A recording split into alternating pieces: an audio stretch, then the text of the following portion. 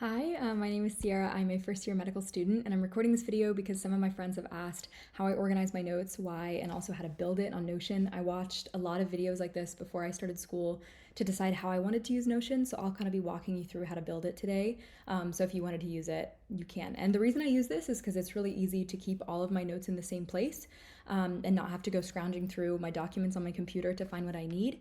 And I've also found that I can kind of quiz myself from my own notes, which I find helpful, and then keep all of my reminders, all of my information about my classes in the same place. So let's go ahead and get started. This is my dashboard. On here, I have some quotes, some techniques that I'm considering trying for studying in the future. And then this is kind of the main thing where everything is. So these are where all my classes are. I've set up when all my exams are so I can have them at a easy view. I have a little to-do list and then some reminders. Then these will actually send me reminders up here in my inbox whenever those come up. And so I have just things I need to apply for, different things like that. And then down here, I just have everything that I might want to find. So I can come down here if I ever meet a residency director or someone that I'm interested in learning more about their program, and I can list them down below. I'm also kind of keeping track of the experiences, the clubs that I'm in, so that's an easy reference whenever I'm applying for different programs. And then down here, I also have things like research I might want to do, books I might want to read, conferences I might want to go to, and I can reference those all easily. So let's get into one of my units. So I think, for example, I'm going to go into our musculoskeletal block. This was one of our first ones when I first started using this type of system. So I had the syllabus down below that I could reference. I just did this by embedding a document. Pretty much everything on Notion you can Google how to do, but once you get good at it, you can press a slash and then scroll through all your options, start to type in what you know it's called. I know this is embed, so I can press embed and then put a link or upload the syllabus into there. So that's kind of a first thing, and then you can delete it here. And so then I start dividing up my exams. So for my exam one, I almost always have a quiz document where I can move practice questions that I'm just not getting well, and then I can quiz myself from this page. So this is kind of towards the end of a unit. I can press down and see what the answer is and quiz myself that way. And then normally I color them based on how well I'm doing. So if I'm not doing very well on that question, I might highlight it and make it orange. And then I know that I need to come back to that later. In order to do things like this, which is the way that I take most of my notes, I'll just put one up here. You do a slash, and then you'll learn this as you go. You can scroll, but this is called a toggle. So I do slash and then tog. And then, of course, it's not going to work when I'm showing you. Tog. And then you can write down whatever you want. Hello, this is a demo. And then put your answer in here. This is how. So then you can toggle and reveal that answer as you want to. All of the pages also have comments. So those comments stay at the top. So I was looking at a large group tutoring session, and so I stopped at 37 minutes. So that's how I do my little quiz documents for each unit, but this is where all my notes are. And so these have gotten more complex over time as I found out what categories I wanted, but this is what I started with. I just had a tab for practice questions, a tag for the status of how well I thought it was going, and then also if my notes were filled in. Now this one, I don't have a lot of these checked off because I wasn't really good at using that as a tool at the time. But let's just go into my nerves of the upper limb document. So I can put what, oh, actually, I see why. Just kidding, this is important. So on my main table, I had all of my things that I still use. So I had my flashcards, I had the professor that was teaching it, if I did the flashcards a second time, and how high the priority was based on how many questions there were in the exam. But what I was just showing you and I didn't realize is you can put all this information into different views. So if I just want to know if I've done Anki, then I can have a view that just shows me that, the priority of it, and if I did Anki. If I just want to see if I've done practice questions, and obviously I didn't check anything off, then I would go to this page, and you can make a bunch of those. And I'll walk you through how to do that at the end. So anyway, back into nerves of the upper limb. So it always comes up in a half view, and then I can expand it if I want to. And then in here, I can see all of those contents that I had just seen on the other page, and then also all of my notes. Now this is the way that I used to take my notes, and I haven't done this lately because it just takes a lot more time. But I basically format the entire lecture into questions without answers so that I can quiz myself and later go back in and type in the answers to those questions when I'm doing a second pass. Sometimes if I don't have a lot of time, because that just takes longer to watch the video, I'll just type it out like normal notes with some toggles so that I can quiz myself with it. But these ones were very explicit questions that I ended up asking myself, and if I knew it, I didn't write it down. But I also could star things that were important using this little, you could do slash and then emoji, and then I normally put a star. So my recents aren't popping up, but I normally find a little star emoji and put that there. And then, so that's kind of the way that I've done that. I'll take you to the most recent one. You can kind of toggle back to where you were. I'm going to go back to semester and go to our most recent cardiopulm test. So on this one, I also had a study schedule as we were getting closer to the exam. So I was able to toggle my study schedule, see what I wanted to hit at different times. And then I also was able to just copy and paste straight from Canvas and put in like the study questions that our professor had provided. So that just became an easy way to make sure I had done those. And again, on my main table, I have all these buttons again. Sometimes I use them, sometimes I don't. We'll go to the control of breathing lecture. And on this one, you can see that I took notes more normally with bullet points and things like that. But at the end of the day, I can always still close these up and quiz myself based on the learning objectives. I always copy and paste the learning objectives from the syllabus and then take notes based off of that. And then at the bottom, I almost always have our MLM, which is a question session we have with the professor.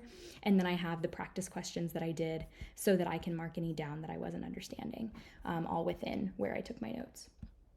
So let me see if there's anything else I want to show you about how I use this before I move on. Oh, I just put in some links from the Quizlet that I was using so I could reference it easily. We have comprehensive questions from every unit, and so I also put in a document that held all the comprehensive questions, the Quizlet I was using, a YouTube video I watched, and some notes that I was taking on that comprehensive content to make sure I was understanding it. This is embedded from Google Docs, a document someone else made, so I can reference it within my notes. Let's see what else. I also put some information down here about the quizzes that we had and who was going to be in my group for those quizzes. And then this was exam 2 that we've just begun. So I have those practice questions already pulled over because I liked that last unit. And then I have that quiz sheet and then our new lectures that we are working on this weekend. So let me go back and kind of build a fresh one so you can see how I did this, because it's really not that complicated and it's been really helpful for me. So I'm gonna go ahead and just make a new dashboard. So you can see there's all my different dashboards. This one's called Conversations with My God. It's where I write down prayers, and then I also have some things that I've downloaded from other people as resources, like the Step 1 Study Hub and things like that. And I'll try to link some of those things down below if you want to look into, one, the videos that I watched before starting med school and where I learned some of this, and then also if you want to buy these kinds of things. So let's just go ahead and start a new one. So we'll call this a learning dashboard. And I'll kind of show you how I build it to start. So on here, the first thing I'm going to do is make a database. So I'm going to do a slash. You could scroll through, but I'm just going to type it in, database, and I'm going to do mine inline. And this is where you get that semester view. So I'm going to put semester 1. And you can put it for whatever semester. I'll probably continue adding blocks of the semester and then put my old semesters in a toggle so I don't have to look at them, but they can all still be in the same place if I want to reference them. And especially if I want to search through my whole Notion platform, I can look through all my notes at once, including previous semesters. So for this one, I'll put like cardiopulmonary, I'll put GI renal, and I'll put musculoskeletal just as an example. And it would help if I spelled it right. So just to make it prettier, I often add like emojis to these and things like that. And that is an option. So once I come in here, I can add an icon, so I could either use emojis or use their icons. Maybe I'll put a little heart and then it'll show up right there. And then I can add properties within this document, which will end up being a part of this table, or I can add it from over here. I'm gonna add them from over here just so you can see it. So maybe here, instead of tags, I'm gonna edit this property, and my face is in my way. And instead of a multi-select, I'm going to do a checkbox. I find that that's most helpful for me. So maybe this one is practice questions. Maybe I want to do another one where I just have text, and maybe I want to put like my plan, like if I'm going to do Quizlet or if I'm going to do a video review. And then I can also do a multi-select, which I've found helpful, like to put my professors. And so I can select an option or create one. So say my professor's name are Smith and Doe and Bob. So then as I create new classes, I can go through and select from those professors. Some of the other options in here are also to put dates. And so sometimes I'll do this if I want to say, I want to have the Anki completed, the Quizlet completed by this date. Then I'll go ahead and put Anki date, and then I can choose from a calendar. And I can also put in a reminder if I want and say I want to be reminded on the day of that event that it needs to be done. But this one doesn't have a reminder, it's black. If it did, it would be blue. And some of the other options, you can kind of scroll through these and learn from them. You can put URLs, you can put a file. If you were sharing this document, like for employees that are using this, you can put in a person, but I don't share mine with anyone. So that's kind of the main thing of creating those. So then when you go into, and I'll also kind of put an embed down there so you can see it. So I'll put an embed, that's where I would slide over, upload my syllabus. And then maybe down here, I'd also put, a to-do list of like, oopsies, I'm messing this up, a to-do of assignments I want to get done, and say I didn't like it like this and I want it to be a header. I can always press this button next to it and say turn it into whatever else. So I can turn it into a toggle, I can turn it into any of these things, and I might want to just make this heading 2.